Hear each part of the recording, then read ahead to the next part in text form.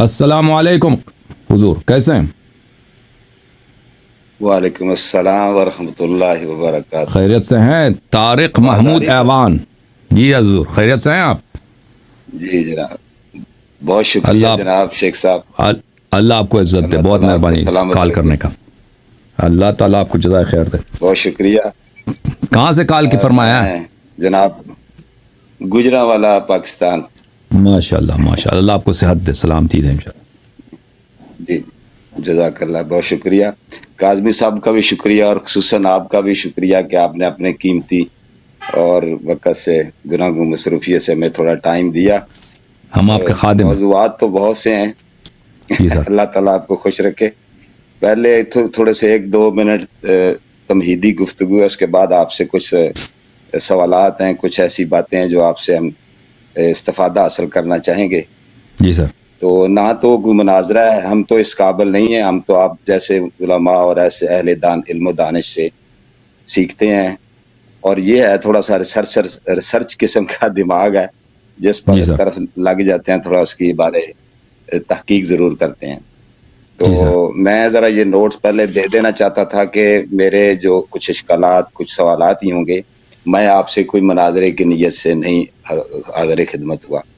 جی. تو یہ ہے کہ کہنا یہ چاہتا ہوں کہ یہ جو اہل سنت والجماعت کی جو کتب سے آپ حوالے جات دیتے ہیں، اس میں میری بس ایڈ ہی کروں گا کہ سب سے زیادہ پہلے جو ہے نا سید مودودی رحمۃ اللہ علیہ کی کتاب ہے خلافت الملوکیت، وہاں سے جو اہل سنت لوگ ہیں نا ان کو یہ باتیں معلوم ہوئیں کہ امام علی علیہ السلام اور اہل بیت اور دیگر کچھ مسائل. اس کے بعد یہ کام جو ہے نا مولانا اسحاق صاحب نے کیا. میں نے ان کو بہت سنا ہے، 2012 سے میں ان کو سنتا رہا ہوں. تو کچھ چیزیں ان کے جو انہوں نے اپنے بیانات اور خطبات میں بیان کیے ہیں. تو اس کے بعد آپ کو سن 1 مہینے سے جانتا تو میں آپ کو بہت پہلے سے ہوں. یہ علی الحسن سے میں نے سنا تھا. یہ علی الحسن صاحب سے بھی میری گفتگو ٹیلی فون پہ ہوتی رہی ہے. تو میں اس طرح تحقیق کے سلسلے میں ہی کچھ چیزیں آپ نے بیان کی، آپ کو بڑی 1 مہینے سے میں نے بڑا کنٹینیوسلی سنا ہے. تو میں چاہوں گا کہ سب سے پہلے آپ سے نا آغاز جو ہے نا وہ چونکہ عقیدہ توحید ہے، اس پہ آپ نے گفتگو فرمائی ہے، اس کے کچھ سوال آپ سے اس کے بارے وضاحت. تو جی اجازت بسم اللہ. بسم اللہ بسم اللہ. جزاک اللہ، ماشاء اللہ.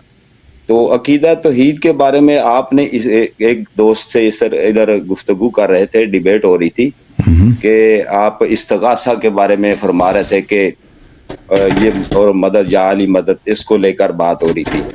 جی سر. تو آپ نے اس میں بتایا تھا کہ جو جتنی بھی جو مخالف فریق تھا وہ پیش کر رہا تھا آیات قرآنی حوالہ جات تو قرآن سے، تو وہ آپ کہہ رہے تھے کہ یہ بتوں کے لیے. تو میرا سوال یہ تھا کہ جو یا جاننا چاہوں گا کہ جو مشرکین مکہ ہیں، کفار جو ہیں، جی. ان کا شرک کیا تھا؟ جبکہ میں ایک آیت آپ لکھ لیجئے گا، سورت ہے یونس، قرآن پاک کا پارہ ہے 11واں. تو توحید سے بات کریں گے، اگر جتنا آپ کی ذرا نوازی ہوگی کہ جتنا ٹائم مجھے دیں گے، مجھے کوئی نہیں ہے، مجھے آپ سے بات کر کے خوشی ہو رہی ہے. تو وہ آپ کے پاس جتنا ٹائم بڑی لائن ہوگی، مجھے یہ بھی احساس ہے. تو میں مختصر کرتا ہوں. سورت یونس آیت نمبر 31 ہے. آپ تو اس میں اللہ تعالیٰ اپنے پیارے حبیب سے ارشاد یعنی حکم فرما رہے ہیں، کل یعنی اے میرے پیارے محبوب پوچھیں ان سے. تو وہ اگر آپ نکال لیتے تو آیت اگر آپ کہتے ہیں تو میں ادھر میں نکال لیتا ہوں، آپ پڑھ لیں. سورہ یونس آیا نمبر 31. ہاں میں نکال لیتا ہوں. جی. تو وہ ذرا پڑھیں گے آپ؟ تو میرے سامنے تلاش کرنے میں تھوڑا ٹائم زیادہ لگے گا. جی پلیز آپ نکال لیجیے. یونس 208. کل اعوذ باللہ من الشیطان الرجیم. کل من یرزق، اعوذ باللہ من الشیطان الرجیم، بسم اللہ الرحمن الرحیم. جی بسم اللہ پڑھیے گا. آپ پڑھیں کوئی بات نہیں، میں بھی پڑھ سکتا ہوں، آپ پڑھیں. اچھا نہیں، میرے سامنے پوری آیت نہیں ہے. آپ اوکے، میں پوری آیت پڑھ لیتا ہوں. یرزقکم، میں نکال لوں. من یرزق 26 ہے یہ. اعوذ باللہ من الشیطان الرجیم.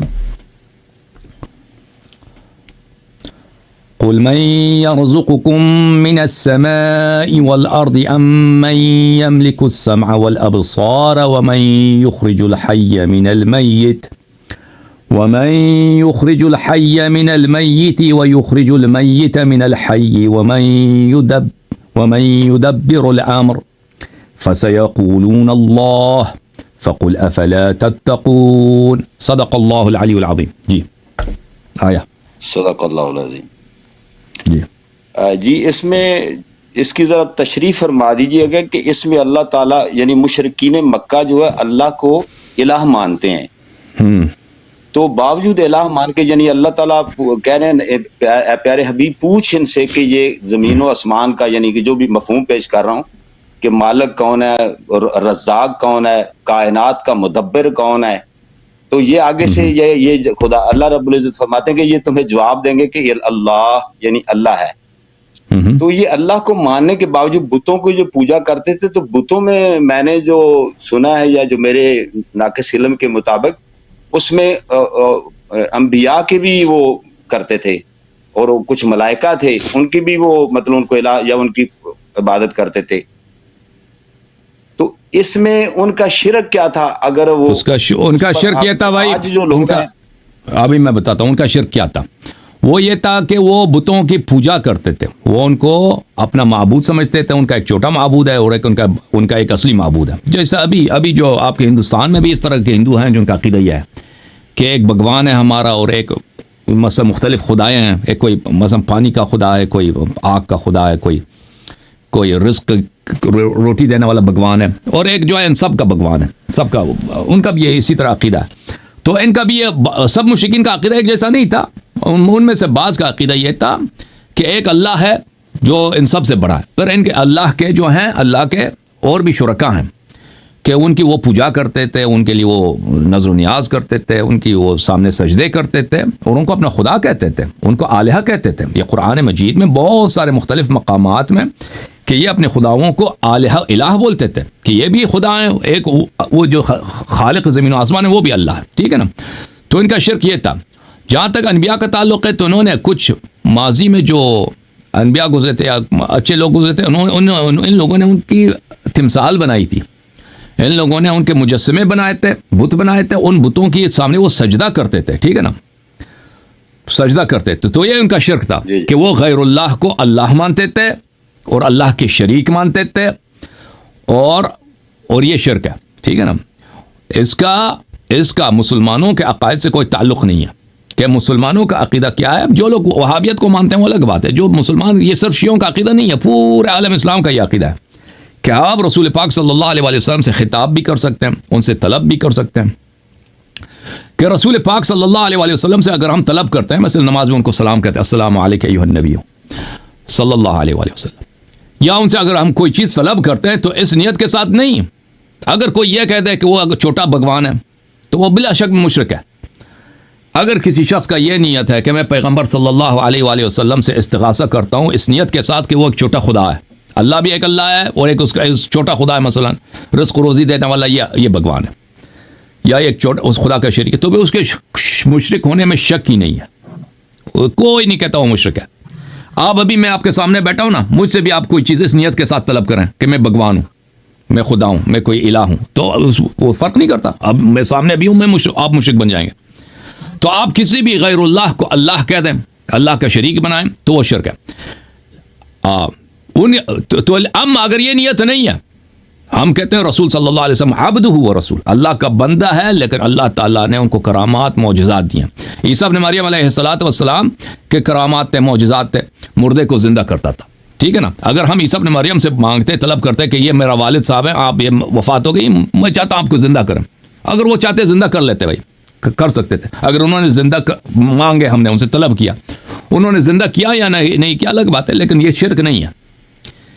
یہ شرک نہیں ہے. ہم اگر عیسیٰ سے یہ طلب کرتے اس زمانے میں اگر ہم ہوتے، ٹھیک ہے نا. اب عیسیٰ سے اب بڑے ہمارے نبی ہیں، اور مرنے کے بعد اس طرح نہیں ہے کہ نبی صلی اللہ علیہ وسلم وفات کے بعد ان کے معجزات ان سے چھینے گئے، ان کے کرامات ان سے چھینے گئے، ان کے خوارق عادات ان کے پاور نہیں ہے. ابھی اس طرح نہیں ہے. جس طرح وہ دنیا میں ہمارے سامنے جب تھے وہ نبی تھے، آج بھی نبی ہیں، آج بھی رسول ہیں, آج بھی صاحب معجزات ہیں, آج بھی اللہ سے ان کا وہی قرب ہے, بلکہ ان کا قرب ہر لحظہ ہر آن بڑھتا جاتا ہے. اللہ تعالیٰ ان کے مقامات کو ہر لحظہ ہر آن بڑھاتا جاتا ہے. تو نبی کریم صلی اللہ علیہ وسلم ہم سے پیار بھی کرتے ہیں. وبالمؤمنین رؤوف الرحیم حریص علیکم ما عنتم عزیز علیہ ما عنتم حریص علیکم وبالمؤمنین رؤوف الرحیم. وہ ہم سے رؤوف الرحیم ہے, نہایت رأفت رکھتے ہیں, نہایت نرم دل ہیں. اگر ہم ان سے کوئی چیز طلب کریں تو اس میں شرک کیوں شرک ہو؟ شرک تو وہ ہے, وہ شرک کا مطلب کیا ہے کہ وہ آپ غیر اللہ کو اللہ بنا دیں. وہ بتوں کی جو پوجا کرتے تھے وہ اس کو خدا مانتے تھے, ٹھیک ہے نا. جی آپ کو حکم ہے تو میں سننے کے لیے تیار ہوں. جی جناب سر, اس میں یہ دیکھیں کہ کچھ چیزیں ہیں نا کہ کہاں تک کیا ہم ان سے استغاثہ کر سکتے ہیں, ایک نمبر ایک. اور دوسرا یہ ہے کہ اس کے اوپر کیا دلیل کیا ہے, قرآن سے یا کوئی نص سے ہے کوئی دلیل کہ نبی کریم, یہ تو آپ نبی کریم صلی اللہ علیہ وسلم سے مذہب نیچے آ جاتے ہیں نا ہمارے پاکستان میں اولیاء اور دیگر. جی ہاں, اولیاء کو چھوڑیں. اب بات یہ ہے کہ دیکھیں تو پھر یہ شرک نہیں ہے. شرک کے لیے دلیل چاہیے نا.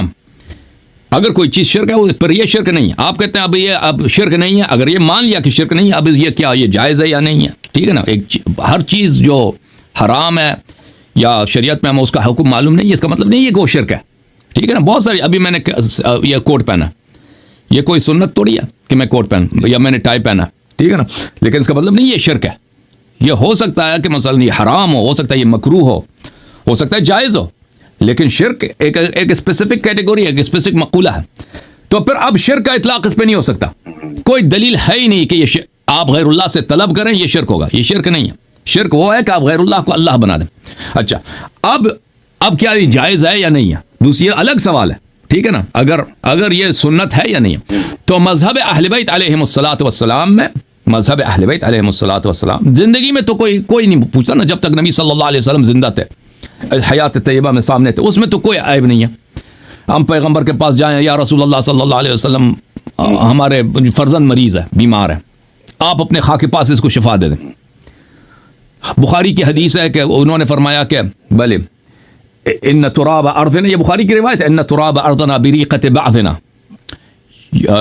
یشفع, بھلے ان تراب ارضنا بریقۃ بعضنا یشفی سقیمنا باذن ربنا.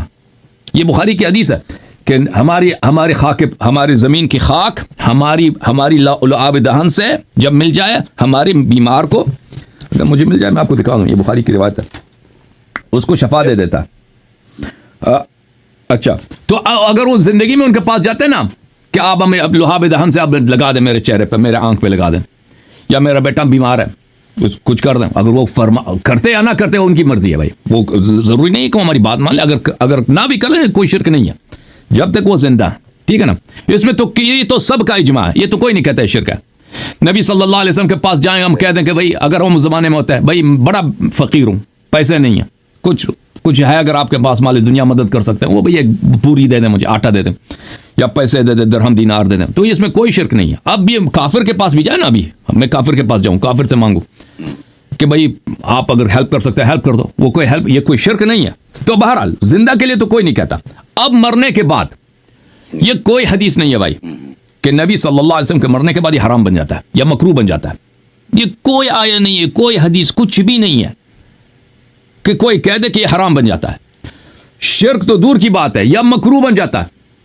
اچھا, یہ جہاں تک ہمارے بھائیوں کا تعلق ہے ان کی کتابوں کا, ان کی کتابوں میں اتنی زیادہ باتیں نہیں ہیں کہ اس کیونکہ زیارات کی, دیکھیں ہمارے ہاں جو مذہب اہل بیت علیہ السلام ہے, ایک بہت زیادہ روایات ہے زیارت کے آداب, کہ آپ نبی صلی اللہ علیہ وسلم کے بارگاہ میں جائیں, امیر المؤمنین علی علیہ السلام کے بارگاہ میں جائیں, امام حسین علیہ السلام یا اہل بیت طاہرین علیہ السلام کے بارگاہ میں جائیں, تو کیسے کس ادب کے ساتھ زیارت کریں, بہت تفصیل کے ساتھ ہے. اور مختلف طریقے ہیں کہ مثلا کتنے دن پہلے آپ روزہ رکھنا شروع کر دیں, راستے میں آپ کے جب جا رہے ہیں تو آداب سفر کیا ہیں, اور وہاں جب پہنچ جائیں تو کس طرح آپ وہاں پہ غسل کریں جانے سے پہلے, اور سفید کپڑے پہنیں, اور پھر کس ادب کے ساتھ وہ دائیں پیر پہلے داخل کریں, وہ بہت زیادہ تفصیل کے ساتھ بیان کی گئی ہے.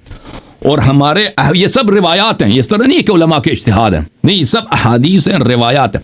اب مخالفین کے کتب میں جب جاتے ہیں نا, اس میں کچھ بھی نہیں ہے, بخاری مسلم میں کچھ بھی نہیں ہے زیارت کے متعلق، زیارت کے آداب کے متعلق، ہمارے کتب میں بہت زیادہ ہے۔ اچھا، تو اس میں ان زیارات میں بہت ملتا ہے ہمیں کہ آپ اہل بیت طاہرین علیہ السلام کی زیارت کو جب جائیں تو ان سے اپنی حاجت طلب کریں، دنیاوی حاجات طلب کریں، ٹھیک ہے نا۔ تو یہ منصوص ہے ہمارے ہاں، روایات زیادہ ہیں، تو مذہب اہل بیت میں یہ چیز ثابت ہے۔ اس کے علاوہ جو بقیہ مسلمین ہیں وہ کوئی ان میں سے کوئی نہیں کہتا، سوائے وہابی ابن تیمیہ کے ماننے والے کہتے ہیں یہ شرک ہے، باقی کوئی نہیں کہتا کہ آپ طلب نہیں کر سکتے نبی صلی اللہ علیہ وآلہ وسلم سے۔ آپ کے یہ بریلوی حضرات، صوفیہ حضرات، حنفی، ماتریدیہ، اشاعرہ، مالکیہ، یہ سب جائز سمجھتے ہیں، سوا صرف حنابلہ، اور وہ بھی حنبلی حضرات ابن تیمیہ کے بعد انہوں نے اس کو شرک قرار دیا، باقی سب اس کو جائز سمجھتے ہیں۔ ہمارے ہاں اس کے نصوص بہت ہیں، اور علی الحسن وغیرہ آئے تھے ادھر، میں نے انہوں نے طلب کیا تھا، میں نے اس کے نصوص بھی دکھائے تھے، احادیث بھی دکھائے تھے۔ جی ہاں، میں آگے چلتا ہوں۔ جی سر، بہت شکریہ۔ میں ذرا چاہتا ہوں میرے تھوڑے سوال زیادہ۔ جی اب شرک کے متعلق میں ایک اضافہ کروں، ایک نقطہ شرک کے متعلق ایوان صاحب۔ دیکھو عزیز، یہ جو شرک، یہ جو کہتے ہیں نا شرک مثلاً یہ مولوی اسحاق وغیرہ، یہ خود لوگ بری طرح کے شرک میں مبتلا ہیں، کیونکہ یہ سب کہتے ہیں کہ اللہ تعالیٰ قیامت کے دن نظر آئے گا، یہ سب کہتے ہیں اللہ تعالیٰ قیامت کے دن اسی آنکھ سے نظر آئے گا، اور وہ اپنا پیر بھی جہنم وغیرہ میں ڈال دے گا۔ تو اس کا مطلب کیا ہے؟ اس کا مطلب یہ ہے کہ اللہ تعالیٰ نستجیر باللہ نستجیب، یہ تو پہلے قرآن کے خلاف ہے، لا تدرکہ الابصار وہو یدرک الابصار وہو اللطیف الخبیر، لا تدرکہ الابصار، آنکھیں اس کو نہیں دیکھتی، وہو یدرک الابصار، وہ آنکھوں کو دیکھتا ہے، وہو اللطیف الخبیر، وہ چھوٹی باتوں کو جانتا ہے، لطیف بہت ہی باریک چیزوں سے آگاہ ہے، اور وہ ہر چیز کو جاننے والا ہے۔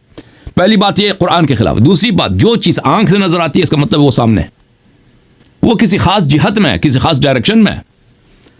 اگر کسی چیز خاص ڈائریکشن میں نہیں ہے سامنے، نہیں نظر نہیں آئے گا، اور جو بھی چیز آپ کے سامنے ہے کسی خاص ڈائریکشن میں ہے، اس کا مطلب ہے کہ وہ اجزاء سے بنی ہے۔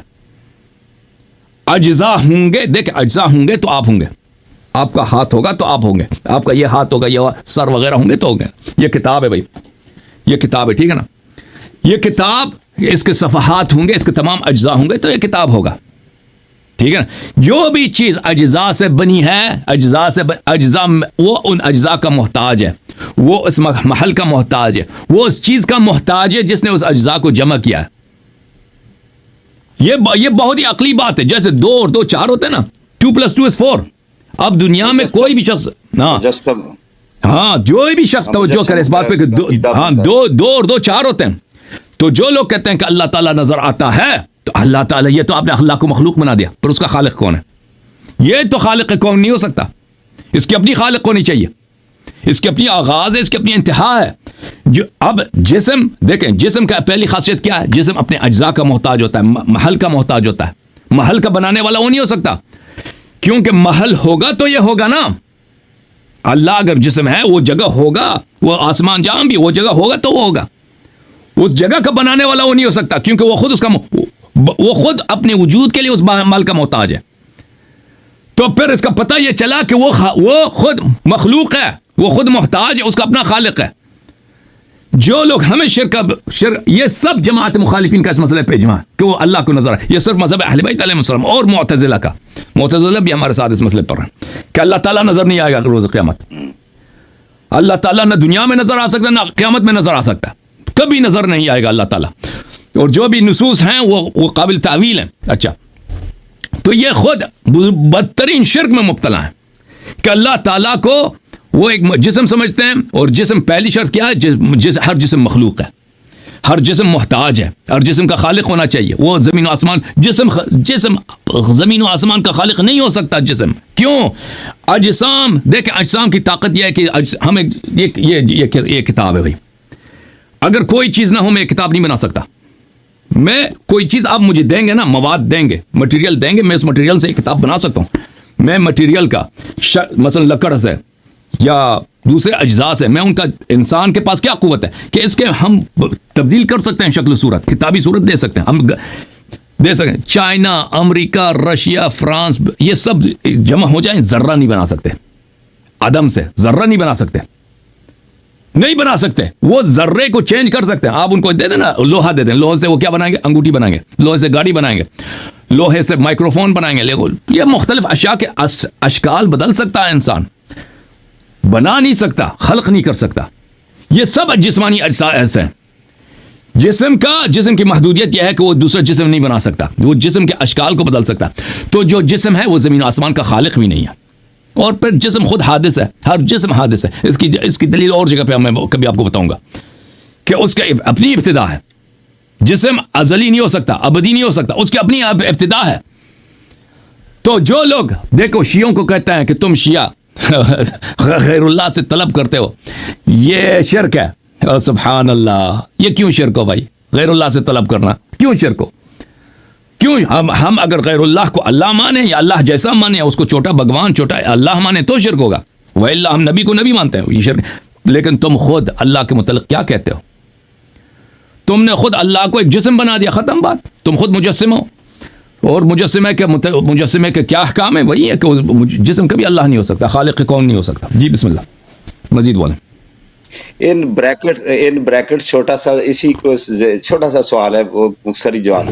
لا تدرک الابصار جو آپ نے آیت کا حوالہ دیا ہے شیخ صاحب, اس میں پیارے حبیب معراج شریف کا واقعہ ہے, تو کیا نبی اکرم صلی اللہ تعالی علیہ وسلم کے بارے جو کچھ ہمارے ہاں یہ جو عقیدہ ہے پایا جاتا ہے کہ آپ نے حضور اللہ رب العزت خالق کائنات کا دیدار فرمایا ہے, تو کیا ائمہ اطہار جو ہیں علیہ السلام تو اور آپ کی رائے جاننا. ما کذب الفؤاد ما رأى, دیدار کیا ما کذب الفؤاد ما رأى ولقد جی, کہ دل نے جو دیکھا وہ جھوٹ نہیں تھا. وہ جبرائیل علیہ الصلوۃ والسلام کی دیدار تھا. جبرائیل کی جو اصلی شکل صورت ہے, جبرائیل جب نبی صلی اللہ علیہ وسلم کے بارگاہ میں آتے تھے نا, وہ اپنے ظاہری شکل, وہ انسان کی صورت میں یا اور شکل میں آتے تھے. اصلی شکل صورت جبرائیل کا جو بڑا خوبصورت ہے, بہت ہی, وہ اور طرح کا ہے. اس کے پر کیسے کتنے پیارے ہوں گے اس کا شکل صورت علیہ السلام. تو جبرائیل علیہ الصلوۃ والسلام کو دیدار کیا نبی صلی اللہ علیہ وآلہ وسلم نے. اور اللہ ہمارے اہل بیت علیہ السلام کا نص ہے اس مسئلے پر کہ شب معراج اللہ کو نہیں دیکھا پیغمبر نے. جی اللہ سے خطاب ہوا ہے. سنا مولانا اسحاق نے بھی بیان کیا ہے. ہاں, اللہ سے خطاب ہوا ہے. اللہ نے ان سے بات کیا. اللہ بات جو کیا نا پیغمبر ہمارے احادیث اہل بیت علیہ السلام کے, کہ اللہ اس طرح نہیں بات کرتا کہ اس کے زبان ہے یا اس کی گلا ہے یا پیپڑے ہیں. اللہ تعالیٰ نے آواز ایجاد کیا, ساؤنڈ ایجاد کیا, ساؤنڈ ایجاد کیا. نبی صلی اللہ علیہ وسلم سے خطاب فرمایا. وہ اللہ کو انہوں نے نہیں دیکھا. یہ اس کے وہ قرآن کی جو آیت ما کذب الفؤاد ما رأى, جو دل نے دیکھا وہ جھوٹ نہیں تھا, وہ اشارہ ہے جبرائیل علیہ السلام کی طرف. جی, جبرائیل کو دیکھا تھا انہوں نے. جی, وَلَقَدْ رَآهُ نَزْلَةً أُخْرَىٰ عِندَ سِدْرَةِ الْمُنتَهَىٰ.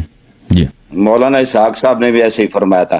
اچھا, آپ کے پاس کتنا ٹائم مجھے دے سکتے ہیں؟ ایک دو جی بسم اللہ, میں خدمت میں حاضر ہوں ایوان صاحب, بسم اللہ کریں, آپ پوچھیں. ماشاء اللہ, جزاکم اللہ خیر. اچھا, آگے چلتے بڑھتے ہیں سر. یہ جو ہے نا ادھر ایک چیز بتا رہا تھا, ایک اور قرآن پاک کی آیت ہے. ہاں, اسی پہ آپ کے بیان سے ابھی تھوڑی دیر, وعد اللہ الذین آمنوا وعملوا الصالحات لیستخلفنہم فی الارض, یہ اس کے بارے میں. تو یہ آج جو کہ جب میں آخری امام حسن عسکری علیہ السلام رحمۃ اللہ علیہ, ان کی جو شہادت ہے وہ 260 ہجری میں ہوئی ہے. تو اس کے بعد امام غائب یعنی امام مہدی تشریف لائیں گے, جو کہ اجماعی عقیدہ ہے امت مسلمہ میں آئیں گے, ظہور ہوگا. تو اب جو اگر کیا یہ وعدہ ابھی بھی ہم آمن و عامل الصالحات جو لوگ ہیں جو زمین پر یعنی سیاست کر رہے ہیں, حکومت کر رہے ہیں, جیسے ایران ہے یا دیگر پوری دنیا کے اندر, تو کیا یہ اب بھی یہ ان لوگوں کو بھی یہ پہنچ سکتا ہے کہ خلافت مل سکتی ہے, یا کہ مخصوص ہے صرف ائمہ اطہار کے لیے؟ دیکھیں جو پوری زمین سے الگ ہے نا, جو پوری زمین کی حکومت ہے, جس میں وہ خلفائے راشدین کے لیے نکار رہے ہیں اور ائمہ اطہار کے لیے آپ جو توضیح اور جو اس کی تشریح فرما رہے تھے. تو اب میرا سوال اس میں سے درمیان میں سے ایک نیا سوال ہے کہ اب جو یستخلفنہم فی الارض نہیں ہو سکتا ہم آمن و عامل الصالحات کے لیے, وہ تو پوری خلافت فی الارض ہے نا, وہ جیسے اب والذی ارسل رسولہ بالہدیٰ, وہ پورے ادیان پر غلبہ ہے, وہ تو آنا ہے. اب چھوٹی کسی حصے میں جی تو عرض یہ ہے کہ دیکھیں یہ جو ابھی جو خلافت کا جو حکومت اسلامی کا جو جہاں ابھی دیکھیں نا, وہی ہے مسلمانوں کے درمیان بہت ساری تحریکیں چل رہی ہیں, بہت سارے پولیٹیکل پارٹیز ہیں, سیاسی پارٹیاں ہیں اور عسکری تنظیمیں، ان کا نصب العین مقصود یہی ہے کہ وہ حکومت بنا دیں، حکومت اسلامی کے، کہ ہم اسلام نافذ کریں گے اپنے ملک میں یا پھر پوری دنیا میں۔ ایران میں بھی جو حکومت بنی ہے اس کا ہدف یہی تھا۔ خمینی صاحب نے جو انقلاب کیا ہے کہ اسلام جو ہے ایک جامع دین ہے، اس میں حکومت کے احکام ہے، اور اس میں ہم شاہ ایک فاسق آدمی ہے، شاہ ایک سیکولر آدمی ہے، اسلام خطرے میں ہے، ہم اسلام کو بچانے کے لیے اور مسلمانوں کی عزت بچانے کے لیے ہم اس اسلامی ملک میں اسلامی حکومت بنائیں گے، اور پھر اس کو دوسرے ملکوں میں بھی بنائیں گے۔ صرف انہوں نے کہا تھا کہ صرف ایران میں نہیں، دوسرے ملکوں میں بھی بنائیں گے۔ تو یہ جو باتیں ہو رہی ہیں یہ سب کے سب، اس کا کوئی ریشہ اسلام میں، قرآن میں، سنت میں نہیں ہے۔ کیونکہ دیکھیں جو بھی چیز آپ بنائیں گے نا اسلام کے نام پر، اس میں اسلام کے احکام ہونے چاہیے۔ ابھی دیکھیں اگر میں کوئی کہتا ہوں نا کہ یہ سنت ہے کہ آپ مثلا نماز اس طرف سے پڑھیں، تو اس کی حدیث ہے بھائی، میں اپنے سے تو نہیں بنا سکتا، اور میں بنا سکتا ہوں بھائی کہ تم اس طرح سے نماز پڑھو۔ یہ تو کفر ہے اگر میں کہہ دوں کہ بھائی تم اس طرح سے نماز پڑھو، کوئی حدیث، کوئی روایت، کوئی سنت، کچھ بھی نہیں، ایسے میں بنا دوں۔ یہ کوئی کر سکتا ہے بھائی؟ نہیں کر سکتا۔ تو اسی طرح میرے محترم ناظرین اس بات کو اچھی طرح سے یاد رکھیں کہ حکومت اسلامی کے جو احکام ہیں، جو قوانین ہیں، وہ نہ شیعہ کے پاس ہے نہ جماعت مخالف، کسی کے پاس نہیں ہے۔ یہ وہ چیپٹر ہے اسلام کا، سنت کا جو مفقود ہے، یہ کسی کے پاس نہیں ہے۔ یعنی آپ بخاری، مسلم، مسند احمد، سنن ترمذی اس میں سے نکال دیں جو حکومت کے احادیث ہیں، کچھ بھی نہیں ہے، کچھ بھی نہیں ہے، سوائے 2-3 حدیث کے خلفاء قریش سے ہوں گے، خلفاء کی طاعت کرو چاہے وہ فاسق بھی کیوں، اس کے علاوہ کچھ بھی نہیں ہے۔ حکومت کے لیے ہزاروں قانون ہوتے ہیں۔ اب حکومت پاکستان ہے، کتنے قانون ہیں اس کا، اللہ جانتا ہے کہ کتنے قانون ہیں۔ اس میں آپ کے پاکستان کا آئین ہے کہ پاکستان کی حکومت کا سربراہ کون ہوگا؟ صدر ہوگا، اس کے بعد وزیر اعظم ہوگا، صدر کس طریقے سے بنے گا، وہاں پہ سینٹ ہے، وہاں پہ پارلیمنٹ ہے، وہ ہر ایک کے قانون ہے، ایک ایک کر کے۔ اب اس پہ کوئی عمل نہیں کرتا اور بات ہے، لیکن اس کا آئین بھی ہے، قانون، آئین کے علاوہ قانون بھی ہے، اور وہ قانون بنائے گئے۔ وہ سب قانون کہاں سے لائے گئے؟ یورپ سے لائے گئے، برطانیہ سے لائے گئے، اور اس کو بعض جگہوں پہ انہوں نے چینج کیا۔ وہی سسٹم وہی ہے پاکستان کا جو برطانیہ کا ہے۔ برطانیہ کا پارلیمانی نظام انہوں نے یہاں پہ شامل کیا، ٹھیک ہے نا۔ ایران میں بھی جو سسٹم ہے وہ کہاں سے لے کے آئے؟ وہ فرانس سے لے کے آئے تھے۔ خمینی صاحب جب فرانس میں تھے تو ان کے ساتھی تھے ایک بہت ہی معروف آدمی، ڈاکٹر حسن حبیبی نام تھا ان کا، وہ فرانسیسی زبان جانتے تھے۔ ان کو انہوں نے ڈیوٹی دی تھی کہ تم قانون لکھ دو، ہمارے لیے آئین لکھ دو، تم مجتہد تم ہو، امام تم ہو، ولی فقیہ تم ہو، تم اس کو بولتے ہو۔ تو اس نے کیا کیا بھائی، فرانس کا جو کانسٹیٹیوشن ہے اس کو فارسی میں ترجمہ کیا، پھر اسی کے روح سے ان لوگوں نے، بنی صدر نے، حسن حبیبی، ان لوگوں نے ایران کا، وہ فرانس میں ان لوگوں نے لکھا تھا قانون ہے، جو اس کو آئین بولتے ہیں نا اردو میں، کانسٹیٹیوشن لکھا تھا۔ پھر ایران میں جب دوبارہ لوگ ایران آئے تو اسی کو مجلس بناتا ہے ایران میں کانسٹیٹیوشن بنانے کے لیے، مجلس خبرگان قانون اساسی فارسی میں اس کو کہتے ہیں۔ اس کا صدر تھا آیت اللہ منتظری، اس کا نائب صدر تھے آیت اللہ بہشتی۔ تو ان لوگوں نے اسی کو کچھ چینجز لائے تھے اس میں، وہی اس کا ڈھانچہ وہی ہے، فرانس والا ہے، لیکن وہاں پہ تبدیلی یہ لائی ہے انہوں نے کہ وہاں پہ ولایت فقیہ کو بھی اس میں داخل کر دیا۔ لذا حکومت کے 4 سال کے انتخابات ہونے چاہیے یا 5 سال بعد ہونی چاہیے۔ مثلا صدر کس کے ہاتھ میں ہو، صدارت کس طرح انتخاب ہوگا، یہ کوئی اس کا قانون اسلام میں نہیں ہے، یہ سب مفقود ہے۔ اور یہ قوانین صرف اور صرف اہل بیت علیہ السلام کے پاس ہیں، اور اللہ تعالیٰ نے صرف امامت اور حکومت کا حق اہل بیت علیہ السلام کو دیا، اس لیے انہوں نے کبھی 2 لوگوں کے لیے بیان نہیں فرمایا۔ انہوں نے اپنے شیعوں کو ہمیشہ یہ کہا کہ تم ہمارا انتظار کرو، جب ہماری حکومت بنے گی تو ہم خود حکومت بنائیں گے، تو ہم بنائیں گے، ہم آپ کو دکھائیں گے۔ اور انہوں نے اپنے شیعوں کو، آپ شیعہ کتب ہے نا، وسائل الشیعہ وغیرہ وغیرہ، اس میں ایک چیپٹر بھی نہیں ہے کہ حکومت کیسے بنائی جاتی ہے، کہ کچھ بھی نہیں ہے۔ ہمارے جو مجتہد حضرات ہیں، میں ان کے طریقہ کار سے اگری نہیں کرتا، لیکن ان کے پاس بھی یہ مسئلہ اجماعی ہے۔ اجازت دیں بس 1 منٹ، ان کے پاس بھی اجماعی ہے کتاب۔ ابھی 30 سیکنڈ مجھے دے دیں۔ ہمارے مجتہدین کے جو کتابیں ہیں، مثلا کتاب جواہر ہے، کتاب اللہ آپ کا بھلا کرے، کتب شہید اول ہیں، شہید ثانی ہیں، کتاب علامہ حلی کے بہت سارے کتاب فقہ میں، محقق حلی، اس میں ایک چیپٹر بھی نہیں ہے کہ یہ حکومت اسلامی کا ڈھانچہ یہ ہے، اس طرح حکومت اسلامی بنے گی۔ اس حکومت کے صدر کے یہ اختیارات ہیں، وزیر اعظم کے یہ اختیارات ہیں، خلیفے کے، کچھ بھی نہیں ہے، سب مفقود، کچھ بھی نہ شیعہ کے پاس ہے نہ مخالف، کسی کے پاس نہیں ہے بھائی۔ ہاں جماعت مخالفین نے کچھ کتابیں لکھی ہیں، مثلا ماوردی صاحب کی احکام السلطانیہ وغیرہ ہیں، لیکن وہ سب وہ حدیث روایت تو کچھ بھی نہیں ہے اس میں، وہ سب ان کے اپنے نظریات ہیں کہ جو حکام کے مصالح کے لیے انہوں نے جو احکام وغیرہ بنائے ان کے اپنے علماء کے اجتہادات ہیں۔ نبی کریم صلی اللہ علیہ وآلہ وسلم سے، قرآن مجید سے ان کے پاس ضعیف احادیث بھی نہیں ہے حکومت کے مسئلے پر، ضعیف بھی نہیں۔ آپ صحیح تو چھوڑ دیں، اب کچھ فرما رہے تھے آپ، بسم اللہ۔ میں عرض کر رہا تھا حسن صاحب، یہ جو قرآن مجید میں ہے کہ جب زمین میں خلافت دیں گے تو وہ نظام قائم کریں گے صلاۃ کا اور زکوٰۃ کا، اور یہ نظام صلاۃ اور یہ کس یہ صرف اور صرف ائمہ ابرار علیہم الصلوۃ والسلام، اور ان کا فرزند جب آئے گا امام مہدی علیہ الصلوۃ والسلام، وہ صرف اور صرف وہ حکومت قائم کر سکیں گے، کیونکہ احکام صرف ان کے پاس ہے، آگے تھوڑا نہ صرف احکام ان کے پاس ہے، اتھارٹی بھی صرف ان کے پاس ہے۔ یعنی حاکم کون ہوگا؟ اللہ کی جانب سے، یہ بھی اللہ کی جانب نے صرف ان کو بنایا، دوسروں کو نہیں بنایا اللہ تعالیٰ نے۔ اور پھر اللہ تعالیٰ نے عصمت دی ہے، دیکھیں ایک حکومت جو اللہ کے نام پہ بنتی ہے، اللہ کے نام پہ جو حکومت بنتی ہے اس میں ظلم نہیں ہوتا۔ یہ دنیا والوں کی حکومت میں ظلم بہت ہوتا ہے، اللہ کی جو حکومت ہوتی ہے اس میں کوئی ظلم نہیں ہوتا۔ رسول پاک صلی اللہ علیہ وسلم کی حکومت میں ظلم نہیں تھا، امیر المؤمنین علیہ السلام کی حکومت میں ظلم نہیں تھا۔ وہ اس کے لیے معصوم ہونا چاہیے بھائی، اس کے لیے عصمت کی شرط ہے۔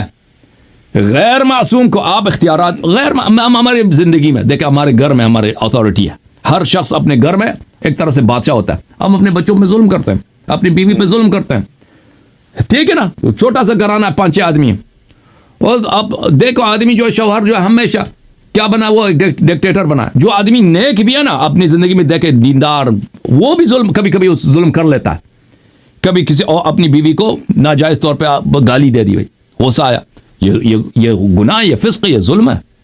اب بچے کو مثلا بلا وجہ آپ نے تپڑ مارا ہے، یہ ظلم ہے، یہ فسق ہے۔ اللہ قیامت کے دن اس کا حساب ہوگا۔ آپ بچے کو نہیں مار سکتے بلا وجہ، ایسے غصہ آیا تپڑ مارا اس کو۔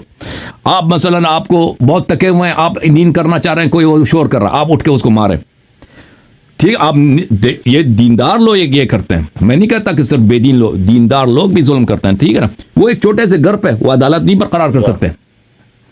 جو اللہ کے نام پہ پوری زمین پہ حکومت کرے گا، پوری زمین پہ حکومت کرے گا، وہ اللہ کی حکومت میں، جو اسلام کا جو حکومت ہے اس میں حیوان پہ بھی ظلم، انسان تو دور کی بات ہے، حیوانات پہ بھی ظلم نہیں ہونا چاہیے۔ اور وہ صرف وہ کر سکتا ہے جو اللہ کی جانب سے، جیسے حضرت سلیمان علیہ السلام تھے، جیسے حضرت سلیمان علیہ السلام کی حکومت تھی نا، کہ جن ان کی اطاعت کر رہا ہے، ہوا ان کی اطاعت کر رہا ہے، انس ان کی اطاعت کر رہے ہیں، شیاطین ان کی اطاعت فرما رہے ہیں، اطاعت کر رہے ہیں۔ تو اسی طرح وہ اس شخص کے ہاتھ میں ہوگا جو معصوم ہے۔ جی بسم اللہ۔ سر بہت شکریہ، جزاک اللہ۔ یہ اب آپ کی رائے جاننا چاہوں گا، آپ کے علوم سے استفادہ کر کے، جتنی بھی آپ نے بڑی اچھی جواب دیا اس کا تفصیل اور مفصل۔ مسلمان کیا کریں اس وقت، کیا کر رہے ہیں مسلمان؟ دیکھیں جو ظہور نہیں ہوتا، ہاں بالکل، یہ بات یہ ہے، نظام پر عمل کریں کیسے؟ ہاں بالکل، یہ میں آپ کے بات میں اچھی طرح سے جانتا ہوں۔ اہل بیت علیہ السلام نے اس کے بہت، ہمارے احادیث میں اس کے بہت جواب زیادہ ہے۔ دیکھیں یہ کہ لوگ کیا کریں، لوگ پہلی بات ہے کہ اپنا عقیدہ وغیرہ ٹھیک کرنے کے بعد، کہ دین میں عقیدہ انسان کا توحید میں، قرآن مجید کے متعلق، امامت وغیرہ میں عقیدہ صحیح ہوں، پر اعمال عبادات وغیرہ صحیح ہوں۔ سیاسی امور کا جہاں تک تعلق ہے کہ سیاسی امور میں کیا کریں، اہل بیت علیہم الصلوۃ والسلام کے زمانے میں بہت سارے لوگ آتے تھے، امام جعفر صادق علیہ السلام کے پاس، امام کاظم علیہ السلام کے پاس، امام باقر علیہ السلام، امام رضا علیہ السلام کے پاس، کہ اب کچھ کرے نا مولا، کوئی حکومت کا بغیر، یہ دیکھیں بنی عباس کی حکومت بن گئی، ان لوگوں نے محنت کی، فوجی وغیرہ انہوں نے مہم چلائی، ان کی حکومت بنے، آپ کر لیں۔ تو ائمہ اطہار علیہ السلام ہمیشہ یہی فرماتے تھے کہ انتظار فرج، بہترین فضیل کیا ہے؟ انتظار ظہور امام زمان علیہ السلام۔ ہمارے جو شیعہ بھائی ہیں نا، جو وہ ولایت فقی والے ہیں، اس بات کا مذاق اڑاتے ہیں، اللہ جانتا ہے، یہ خود شیعہ ہو کر اس کا مذاق اڑاتے ہیں کہ یہ کیسے ہو سکتا ہے، ہم انتظار کریں۔ یہ منصوص ہے، فرامین اس کے متواتر ہے ائمہ اطہار علیہ الصلوۃ والسلام، کہ امام مہدی علیہ الصلوۃ والسلام کے ظہور سے پہلے جو بھی شخص حکومت اسلامی قائم کرنے کی کوشش کرے گا وہ خود شیطان ہے، اور وہ ظلم کرے گا لوگوں پر، اور اس کا نتیجے لوگ دیکھ چکے ہیں، بار بار بھی دیکھ رہے ہیں پوری دنیا میں، کہ کتنے لوگ آئے کہ ہم حکومت اسلامی قائم کریں۔ ہمارے اپنی حیات میں ہم نے خمینی صاحب کو دیکھا، خمینی صاحب اتنے مقدس آدمی تھے، اللہ جانتا ہے، میں نے ان کے اپنے شاگردوں کے زبان سے سنا کہ کہ اتنے وہ یعنی جوانی میں اتنے پاک تھے, وہ پختہ سالی میں بھی, کہ ان کے بیٹے, ان کا ایک بیٹا تھا بڑا نیک آدمی تھا سید مصطفیٰ, وہ کہتے تھے کہ میرے والد صاحب صبح کی نماز کے لیے جب اٹھتے ہیں نا تو بہت دفعہ ایسا ہوتا ہے کہ ان کی نماز قضا ہونے لگتی ہے, اس لیے کہ وہ جب وضو لینے جاتے ہیں, ایران میں گھر میں تالاب ہوتا ہے, گھر کے سائن میں چھوٹا سا تالاب بناتے ہیں تاکہ اسے برتن بھی دھویا جائے, وضو وغیرہ بھی لوگ اسی سے بناتے ہیں. تو یہ تالاب پہ جب جاتے ہیں تو ادھر دیکھتے ہیں کہ وہاں کیڑے مکوڑے پڑے ہیں, رات کو کیڑے مکوڑے جو بگز وغیرہ نا, وہ اس میں, تو وہ ان کو رحم دلی کی وجہ سے ایک ایک کر کے اس کو اٹھاتے ہیں باہر رکھتے ہیں تاکہ یہ اللہ کے مخلوق ہیں, یہ کیا ہو جائیں, یہ دوبارہ ان کو زندگی ملے. تو وضو کرنے میں اتنی دیر لگاتے ہیں, پھر وہ آسمان جو ہے وہ سورج نکلنے لگتا ہے, پھر یہ آ کے کبھی کبھی ایسا بھی ہوتا ہے کہ یہ قریب ہو جاتا ہے کہ ان کی نماز فوت ہو جائے اسی مہربانی کی وجہ سے. تو یہ اتنے نرم دل آدمی تھے, اللہ جانتا ہے ان کی کتب آپ دیکھیں انہوں نے جوانی میں لکھی ہے کہ وہ کس طرح مثلا کس طرح موعظے کی کتب انہوں نے لکھی ہے. یہ میں نے بہت سارے علماء سے دیکھے ہیں ان کے کہ یہ خمینی صاحب جب موعظہ کرتے تھے نا حوض علم قم میں, لوگ ان کے موعظہ لوگ کے سن لوگ زار و قطار روتے تھے. ان کے شاگرد کہتے ہیں کہ ہم ایک دفعہ ان کی تقریر سنتے تھے, اگلے ہفتے تک ہر اتوار بدھ کو ان کی تقریر ہوتی تھی موعظے کی. ان کے اگلے ہفتے تک بالکل ہم منتظر ان کے اثر میں رہتے تھے, ایسے جیسے جادو کیا ہم پہ, اس طرح ان کے موعظے. یہی خمینی جتنا مقدس لیکن معصوم نہیں تھا. جب یہ حاکم وقت بنا نا, اتنے بے گناہ لوگوں کو اس نے پھانسی دیا, اتنے جن کو اس نے وعدہ دیا تھا کہ میں آپ کو, میری حکومت بنے میں آپ کو نہیں چھوڑوں گا, انہیں ایک ایک کر کے اس نے پھانسی دیا. ان کے نوجوانوں پہ اس نے ہزاروں کی تعداد میں بے گناہ لوگ, اس کے اتنے زیادہ ہیں اس کی بات کہ کوئی حد ہی نہیں ہے. کیونکہ امام معصوم علیہ السلام نے فرمایا کہ جو بھی شخص آئے گا اسلام کے نام پہ حکومت قائم کرنے کی کوشش کرے گا, وہ ظلم کرے گا, وہ نہیں کر سکے گا, انصاف نہیں کر سکے گا. خمینی صاحب آئے, دنیا نے دیکھا کہ ہزاروں کی تعداد میں ایران میں بہت اتنے لوگ ہیں بھائی دین سے پھر گئے اسی وجہ سے کہ اتنا جو مقدس آدمی تھا اسلام کے نام پہ اس نے ہمارے ساتھ کیا کیا. اور آپ دیکھتے ہیں مثلا ضیاء الحق تھا, اس نے اسلام کے نام پہ کیا تماشے اس نے کیا, یا مثلا داعش ہمارے سامنے ہم نے اپنی زندگی میں دیکھا, طالبان ہم نے اپنی سامنے دیکھا, اسلام کا جو انہوں نے بدنامی کیا.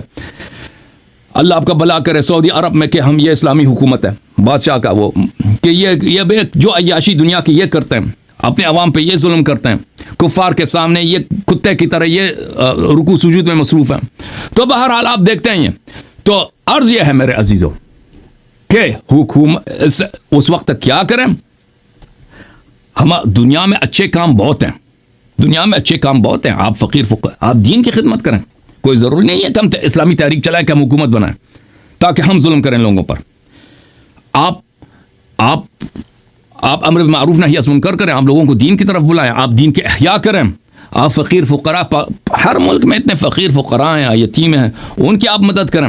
کام کرنے کو بہت ہیں, کوئی ضروری نہیں ہے کہ انسان صرف اور صرف تحریک چلائے حکومت بنانے کے لیے. حکومتیں جتنے آئیں گے وہ ظلم کریں گے. مقدس سے مقدس آدمی دیکھیں, خمینی سے بڑا مقدس, خمینی بڑا ہی مقدس آدمی تھا. اور لوگ انقلاب سے پہلے اسی لیے اس کے انقلاب اتنی پاپولر تھی, پورے نہ صرف شیعہ, اللہ جانتا ہے پورے عالم اسلام خمینی کو فرشتہ سمجھتے تھے. خمینی صاحب کی یہ پوزیشن تھی, اتنا اس کا رعب تھا, دبدبہ تھا کہ ایسا جو ہے پاک آدمی, ایسا عالم دین کہ اس نے شاہ ایران جیسے فاسق اور اتنا متکبر اور اتنا مغرور جو اپنے زمانے کا فرعون تھا اس کو گرایا اور یہاں پہ اسلامی حکومت قائم کرے گا. وہ کام جو شاہ اللہ جانتا. اب ایران کے لوگ علماء مجتہدین صد رحمت بھیجتے ہیں شاہ کے روح پر کہ شاہ نے وہ ظلم نہیں کیے جو خمینی نے کیے. اللہ جانتا ہے.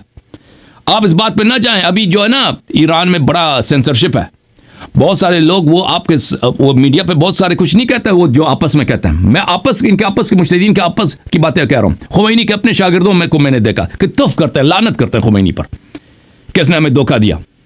اللہ جانتے ہیں وہ لوگ جو سن 1963 میں خمینی کے ساتھ تھے, اس زمانے میں جب خامنئی وغیرہ تھے نہیں خمینی کے ساتھ, اس زمانے کی میں بات کروں, اس کے وہ شاگرد خمینی پہ اس کا اپنا شاگرد منتظری صاحب نے خود کہہ دیا کہ ولایت فقیہ اگر یہ تو شرک ہے بھائی. بہرحال مزید کوئی حکم ہے ایوان صاحب؟ جزاک اللہ. میں تھک گئے ہوں گے, میں تو ایک دو ذاتی سوال کروں گا. آپ نے کی پیدائش کہاں سے ہے؟ کابل افغانستان. کابل افغانستان. وہ تعلیم بچپن آپ پنجابی بڑی اچھی بول لیتے ہیں. اور نہیں وہ ایسے ہی کچھ جملے آتے ہیں وہ کچھ ادھر ادھر سے سیکھیں, کچھ سکھوں سے سیکھیں, کچھ مسلمانوں سے سیکھیں. اللہ آپ کو جزائے خیر. ایوان صاحب اللہ آپ کو عزت دے. یا علی خدا حافظ, اللہ آپ کو سلام. بہت ایک میری آیت, ایک قرآن پاک کی آیت ہے, یہ نوٹ کر لیجئے گا, یہ ہے سورۃ انبیاء اور 91 نمبر آیت ہے. یہ حضرت عیسیٰ حضرت بی بی مریم علیہ السلام کے متعلق ہے. تو ایک ہے, دوسری جگہ سیم ہی مضمون ہے, اور وہ ہے آیت سورت کا نام ہے تحریم اور آیت نمبر ہے 12.